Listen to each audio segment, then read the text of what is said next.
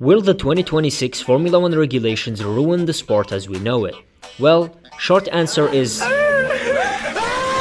probably not. The long answer is maybe? Look, it's a bit complicated. I was originally gonna slander these regulations, but as I was doing research to be able to hate more accurately, I realized that I hate them even more now. But let's not get ahead of ourselves. If you didn't know, Formula 1 regulations change all the time, even in between races, to ban illegal stuff from happening, like the mini DRS a few months back. But that's not what we're talking about today. We're talking about the major regulation changes, like the one we just had in 2022, where we went from these beautiful machines to whatever this is. Yeah, I'm still not a fan of how these look. 2026 will bring another major regulation change, a new era if you will, a kind of dark era in my opinion, and there's several reasons for that. Oh shit, the table's leaving. What the? So let's get into them right now. When new information started to come out about the 2026 regulations and we heard how the cars would be allegedly smaller and lighter, people, myself included, went crazy. Because if you didn't know, we've been asking for the cars to go back to being lighter and more nimble for years at that point. It felt like the FIA finally heard us and will do something about it. Sign me up! But unfortunately, the only thing they did was say, Fuck you! Fuck you! Fuck you! Because the cars reduced a measly 20 centimeters in length and 10 centimeters in width, and that is not even close to how much the cars gained over the years. Like, look at this image. The old cars look like toys by comparison. Look, this reduction will change practically nothing, let's be real here.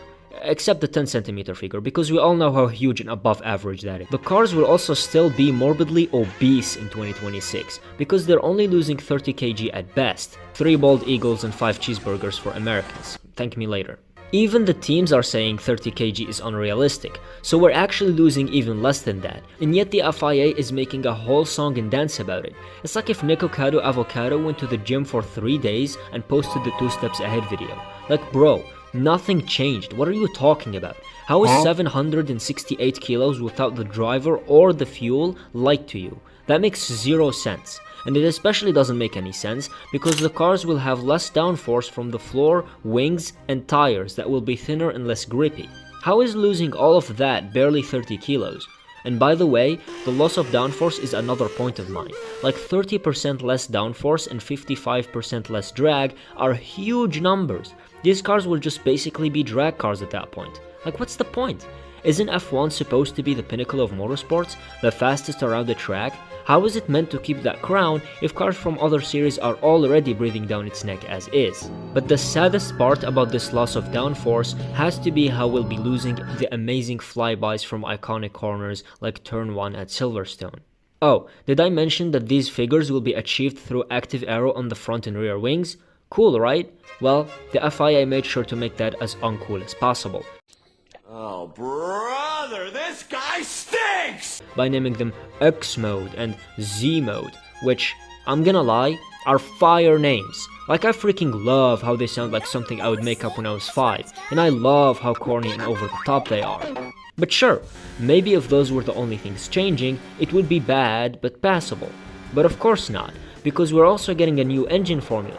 Instead of having the majority of the power coming from the engine, you know, like it's supposed to, it will become a 50-50 power split between the engine and the hybrid motors. What? We're flying to Philadelphia! Oh, hell no! That's hell no! This is when it became very clear that they really did say,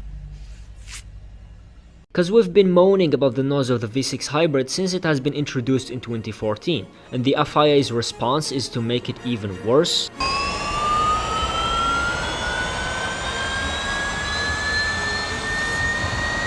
And that's not even the worst part, because how stupid do you have to be to do this when Formula E already exists? Like, it's right there, open your eyes. These regulations are also quite difficult to follow for newer fans. I don't even know how the PR team will explain all of this to a Drive to Survive fan. Like, their Instagram posts are already hard to understand as is. But as much as I know you're all dying to hear me keep talking, just kidding, I get like no view. I'm just an idiot with a microphone, so listen to the experts instead. Alex Albon says the cars will be slow, and Max Verstappen looks like he's about to end it all when talking about them. That alone tells you all you need to know, to be honest. But the worst offender has to be the fact that after years of dominance, apart from 2021, and finally getting a properly competitive season, it's all getting thrown in the bin, and we'll go back to at least a year or two of dominance, and that's if we're lucky, of course. I mean, for all we know, we might even go back to longer periods of dominance. All these changes are done under the presumption that the sport would be improved by way of reducing emissions. Who cares about that? But my question to you is it worth it? Like, is it worth destroying the heritage of Formula 1 to reduce emissions that are not even produced by the cars themselves? Like, can we really not remove a few tracks from the 25 race calendar that is actually responsible for emissions, thanks to all the traveling the fans and the teams have to do? They're even making the teams develop their own fuels, which will skyrocket the cost of racing in F1, but not remove a singular track? Yeah, the whole greenness stuff is pretty dumb marketing garbage that only sounds good on paper, like, look, our cars produce 0 carbon emissions. Yippee! Also, ignore the tons and tons of it produced by the drivers and rich FIA personnel's jets, please. Like, we really need that money, man. But it's not all negatives. I mean, these cars look really good in my opinion. It's like if 2000's cars had a baby with the 2022 cars. It looks beautiful and infinitely better than the current cars, and I am not debating this with anyone. And all these changes might promote better racing, or not. I mean, it really all depends on how the teams interpret the rules, but it's pretty promising, in theory.